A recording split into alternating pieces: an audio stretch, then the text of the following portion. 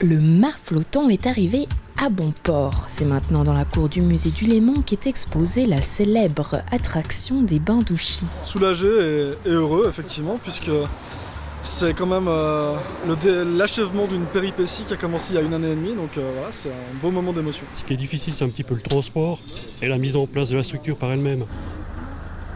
Le risque, c'était de ne pas abîmer la pièce, pas trop l'endommager par le transport et puis les petits travaux qu'on a fait dessus. Analysé par une entreprise spécialisée dans le travail du métal, l'objet de 500 kg a été déclaré en bon état. L'idée, c'est qu'on va laisser le temps faire son œuvre, c'est-à-dire lui enlever tout ce qu'il y a dessus, c'est-à-dire toutes les concrétions, toute la boue séchée, etc. Et puis elle va redevenir toute métallique, elle va continuer sans doute à rouiller, mais elle va pas s'abîmer plus. Et puis ici, les trous commencent un petit peu à s'agrandir. Là, on pourra peut-être souder quelque chose pour la protéger, mais normalement, elle ne devrait pas s'abîmer plus. La semaine dernière, une belle brochette de journalistes était invitée pour suivre la pêche au mât, l'occasion de rappeler l'histoire de cette sphère métallique. C'est donc une attraction de baignade qui a été construite et installée à Lausanne-Ouchy plage en 1929.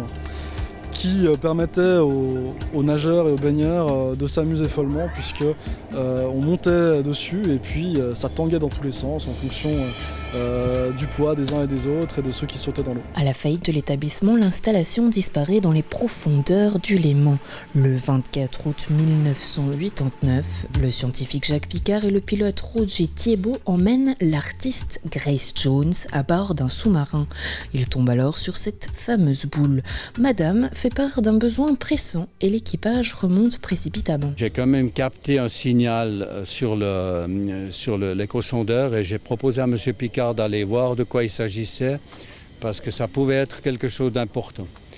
Alors il m'a dit bien sûr on y va, il n'y a pas de souci. Et on est allé, on est tombé sur cette bouée.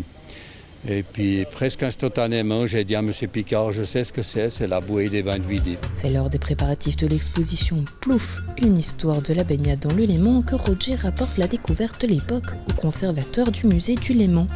Plongeurs et spécialistes en recherche subaquatique sont mandatés pour retrouver l'objet. On l'a retrouvé, puis on l'a filmé avec notre robot.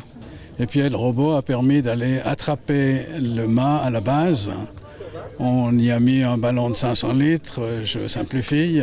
Le ballon a amené le tout sous la surface. On a remorqué le tout jusqu'au bord, derrière le mur de la cégène. Et puis on a mis de l'air dedans, dans la boule cette fois.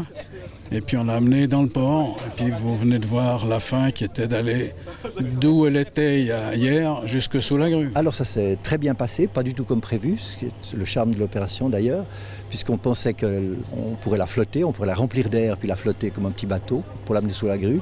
Mais aujourd'hui elle n'était pas décidée, elle était retournée du côté avec des trous, donc elle s'est remplie d'eau. Devenu aujourd'hui une pièce du musée, le mât ravit déjà les passants et garde encore beaucoup d'anecdotes à raconter, de quoi en perdre la boule. Vous la préférez dedans ou dehors de l'eau, cette boule ? Bon, moi je la préfère dehors quand même parce que dedans je l'ai vu qu'avec un écran. Je suis pas plongeur, j'ai pas pu aller à 120 mètres de profondeur, donc là je la vois en vrai, je peux la toucher et c'est mieux.